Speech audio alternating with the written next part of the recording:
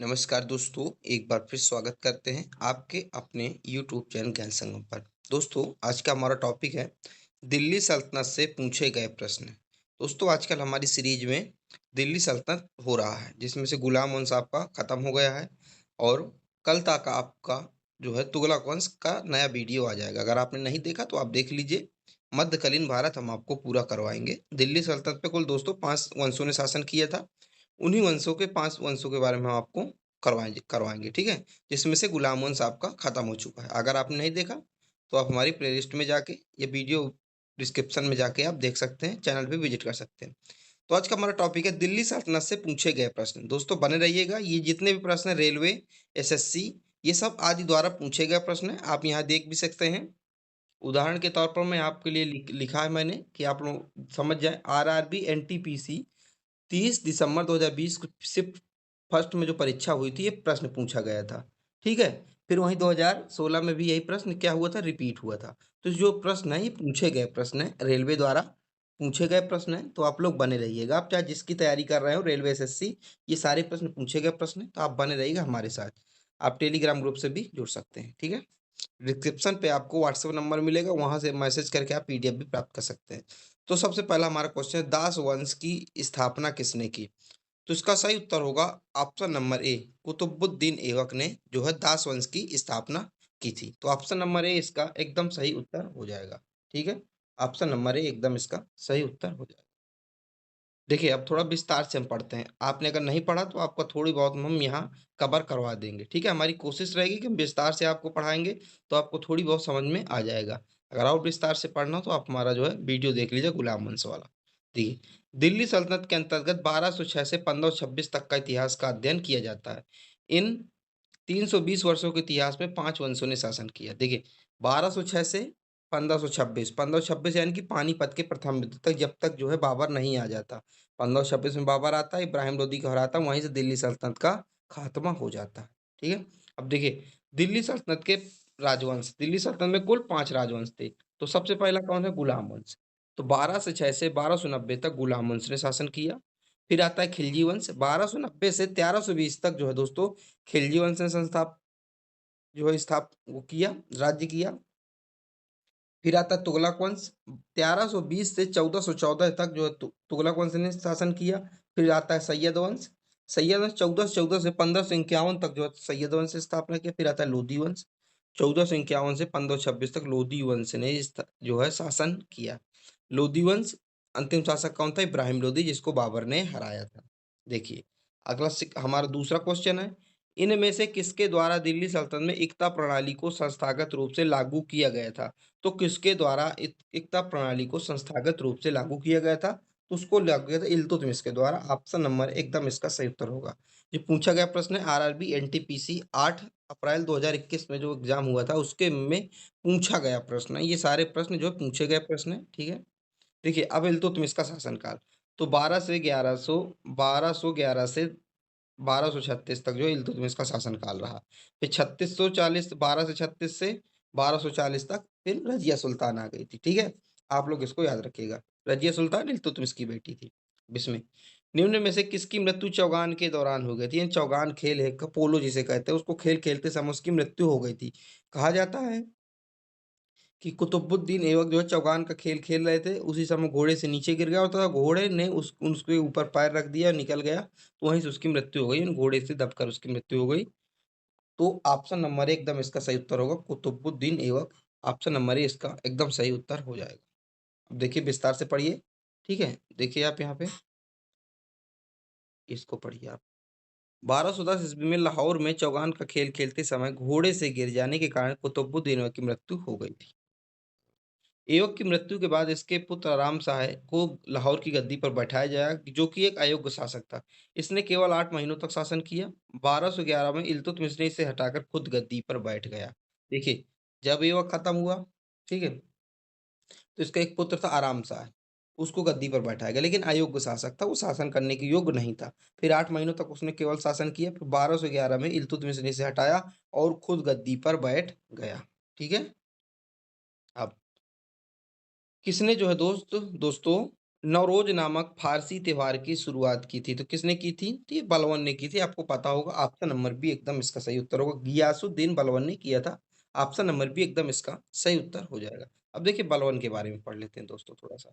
हमारा कोशिश यही है कि अगर आप एक क्वेश्चन पढ़ते हैं, उसका आंसर पढ़ते हैं, तो आप उसको डीप तक जाइए। आप उसको डीप तक जाइए, हम सिर्फ इतना नहीं करते कि क्वेश्चन आंसर करवा के निकल जाएँ। उसके आप डीप तक जाइए कि आपको और भी नॉलेज मिले। अगर आप नहीं पढ़ा, पढ़ते रहिए आप।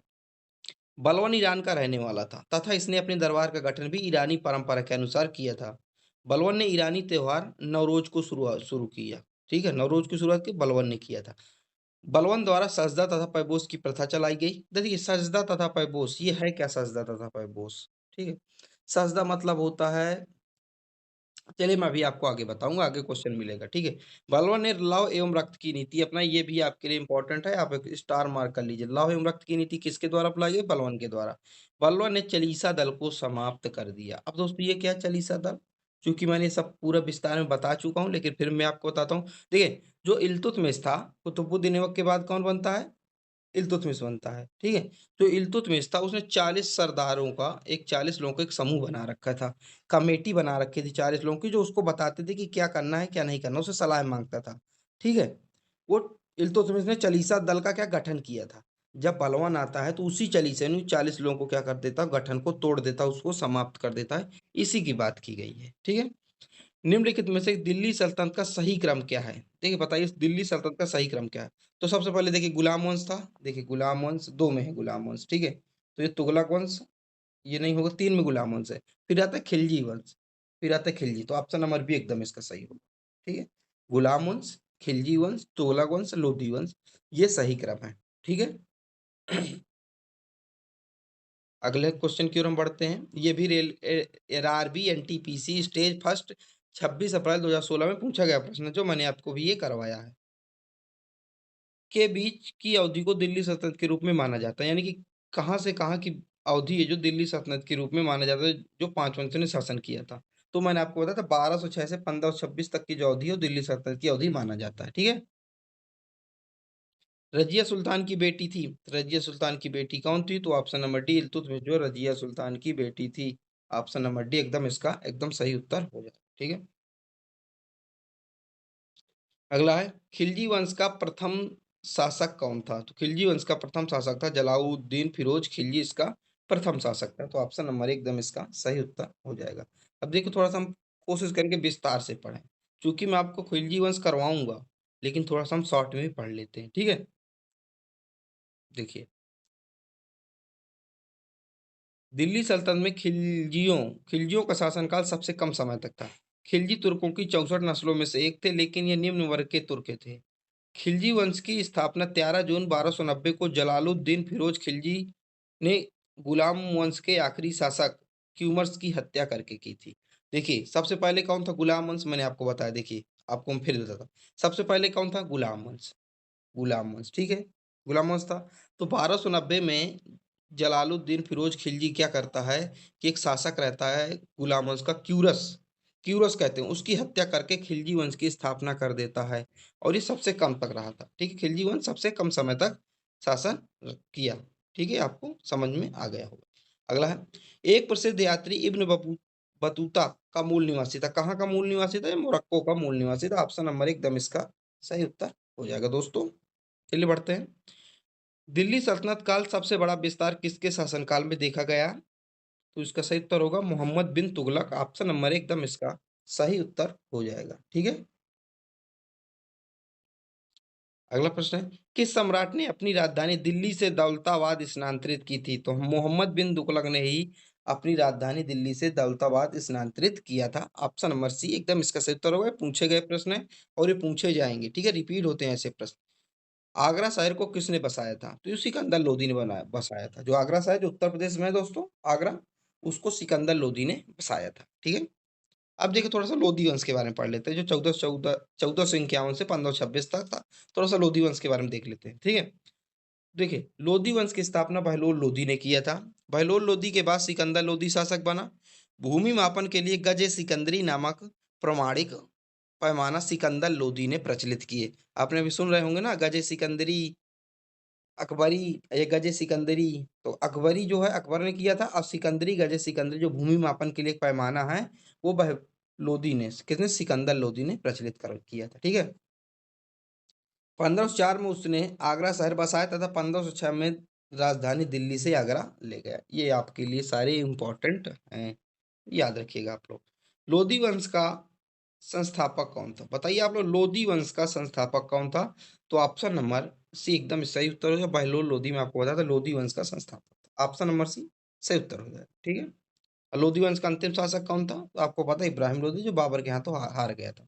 थोड़ा सा इसमें पढ़ते हैं, देखिए डीप में जाते हैं इस क्वेश्चन के।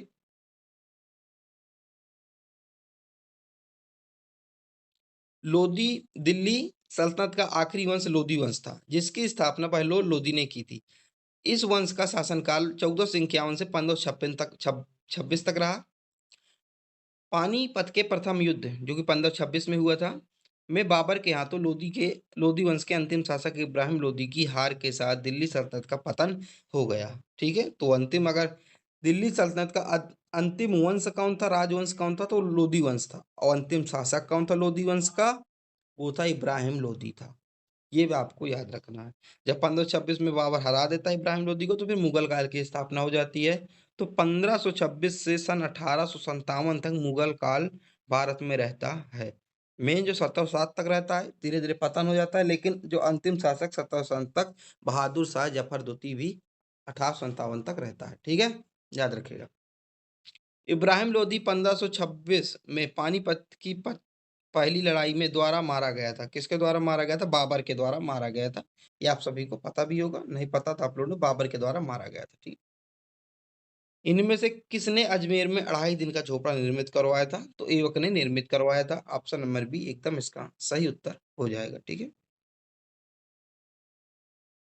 अगला है, भारतीय इस्लामी शिल्पकला जो कुतुब मीनार एवं मलाई दरवाजा जैसे स्मारकों में दृष्टिगोचर है, भारत के किस युग से संबंधित है? दिल्ली सल्तनत। किससे संबंधित है? क्या पढ़ रहे हैं हम लोग? दिल्ली सल्तनत हम लोग पढ़ रहे हैं। ठीक है। अब देखिए कुछ प्रमुख इमारतें। कौन सी कुछ प्रमुख इमारतें हैं? कुब्बत उस इस्लाम। देखिए इमारत का नाम हम बताएंगे, स्थान कहाँ है, तथा इसका निर्माण किसने कराया, तथा इसकी विशेषता क्या है। ठीक है। अब देखिए कुब्बत उस इस्लाम, ये मस्जिद है, कहाँ स्थान? दिल्ली में है। इसका निर्माण किसने करवाया था? कुतुबुद्दीन ऐबक ने करवाया था। इसका निर्माण 27 हिंदू एवं जैन मंदिरों की सामग्री से किया गया था।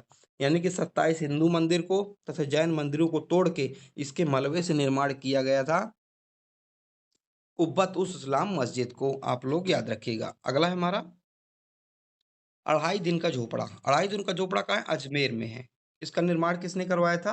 कुतुबुद्दीन ऐबक ने करवाया था। एक संसद विद्यालय को तोड़वाकर इसका निर्माण करवाया गया था। एक संस्कृत विद्यालय था, तो उसको तुड़वा के जो 2.5 दिन का झोपड़ा ऐबक ने बनवाया था। बहुत क्रूर शासक था ये। ठीक है। अगला है कुतुब मीनार। कुतुब मीनार दिल्ली, कुतुबुद्दीन ऐबक, प्रथम मंजिल का निर्माण ऐबक ने करवाया था। ठीक है। कहाँ है? दिल्ली में ऐबक ने इसका निर्माण करवाया था। अगला है सीरी का किला। सीरी का किला अलाउद्दीन खिलजी ने मंगोलों से दिल्ली की रक्षा हेतु इस मजबूत किले का निर्माण करवाया था। अगला है अलाई दरवाजा। अलाई दरवाजा कहाँ दोस्त? दिल्ली में है। किसने करवाया था? अलाउद्दीन खिलजी ने करवाया था। सल्तनत काल की पहली इमारत जिसमें संगमरमर का प्रयोग हुआ था। तो ऐसी पहली इमारत है जिसमें संगमरमर का प्रयोग हुआ था, अलाई दरवाजा। इसको आप लोग, इन पॉइंटों को जो है ना, विशेषता जो है आपके लिए इंपॉर्टेंट है, इन विशेषताओं को याद करते जाइएगा। ठीक है। जमायत ए खाना मस्जिद कहाँ है? दिल्ली में है। अलाउद्दीन खिलजी के प्रथम खिज्र खां द्वारा बनवाया गया था। ठीक है। समय, जो अलाउद्दीन खिलजी के समय खिज्र खां द्वारा बनवाया गया था। सल्तनत काल की पहली जो शुद्ध स्मारक शैली में निर्मित है, कौन? जमायत ए खाना। अगला है सिकंदर लोदी का मकबरा। कहाँ है? दिल्ली में है। किसने बनवाया दोस्तों? सिकंदर लोदी ने बनवाया था। भारत का पहला मकबरा जिसमें दोहरे गुम्बद का प्रयोग किया गया। ठीक है। अगला है छप्पन कोट। छप्पन कोट दिल्ली में है। किसने बनवाया? गयासुद्दीन तुगलक ने बनवाया था। ठीक है।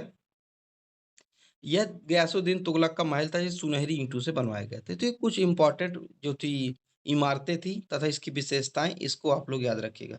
अगला है कुतुब मीनार का निर्माण किसने करवाया था? तो इसका सही उत्तर होगा option number B, Firoz Shah Tughlaq ने कुतुब मीनार का निर्माण करवाया था। ठीक है। निर्माण, सॉरी दोस्तों, निर्माण जो पूरा करवाया था, पूरा किसने करवाया था? फिरोज शाह तुगलक ने इस निर्माण को पूरा करवाया था। देखिए प्रथम जो मंजिल थी वो किसने, उसने बनवाई थी, ऐबक ने। फिर इसके बाद आया इल्तुतमिश, इल्तुतमिश ने बनवाया।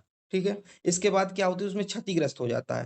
क्षतिग्रस्त जब हो जाता है उसमें बिजली गिर जाती है तो फिर वो शाह तुगलक उसको चौथी मंजिल बनवाता था, एक और मंजिल ऊपर बनवा देता है। तो इसमें 3 लोगों का योगदान है कुतुब मीनार में। आप इसको ना भूलिएगा। अगर आप इसको विस्तार से पढ़ना चाहते हैं, तो आप गुलाम वंश जो है पीडी देख लीजिए, वीडियो देख लीजिए हमारे, उसमें मैंने आपको उसको डिटेल से पढ़ाया है, ठीक है? संत कबीर का जन्म कहाँ हुआ था? वाराणसी में हुआ था। कहाँ हुआ था? वाराणसी में। ये काफ़ी जो है वो रहता है, कन्फ्यूजन पॉइंट है, कोई कहीं कहता है, कोई कहीं कहता है, लेकिन अभी आप मान के चलिए जो वाराणसी लहरतारा, वाराणसी में एक जगह है लहरतारा, वहीं हुआ था, ठीक है? भारत में सिजदा प्रथा किसने शुरू किया था? तो बलवन ने शुरू किया। सिजदा तथा पैबोस किसने शुरू किया था? बलवन ने शुरू किया था। ऑप्शन नंबर सी एकदम इसका सही उत्तर हो जाएगा। मैंने आपको शुरू में बताया था कि अभी मैं आपको सिजदा तथा पैबोस का अर्थ बताऊंगा, वही आपको बताने की कोशिश कर रहा हूँ। देखिए समझिए, सिजदा तथा पैबोस की प्रथा गयासुद्दीन बलवन ने शुरू किया। सिजदा का अर्थ होता है झुककर सुल्तान के चरणों को सलाम करना।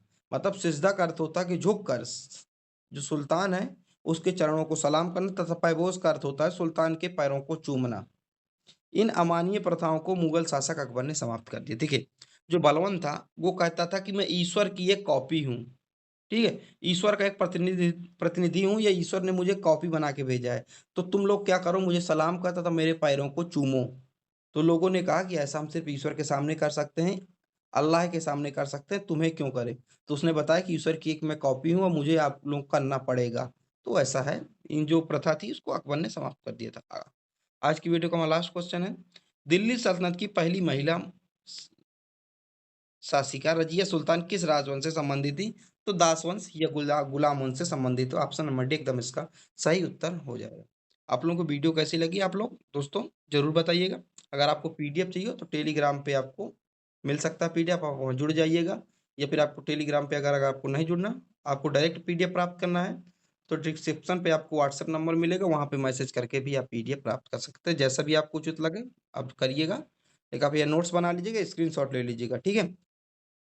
और अपना फीडबैक ज़रूर दीजिएगा, फीडबैक ज दीजिए कि आप लोगों को वीडियो कैसी लगी, जो लिख के मैं समझाता हूँ, आपको समझ में आता है कि नहीं आता? ये आप लोगों से रिक्वेस्ट है, हाथ जोड़ के रिक्वेस्ट है, आप लोग ज़रूर दीजिएगा ये, ठीक है? जैसे कि मैं आपको समझ सकूँ कि मुझे कुछ सुधारने की ज़रूरत है, या आप लोग मेरी बातों को समझ रहे हैं, ठीक है? चलिए मिलते हैं अगली वीडियो पर, जब तक के लिए जय हिंद, जय भारत।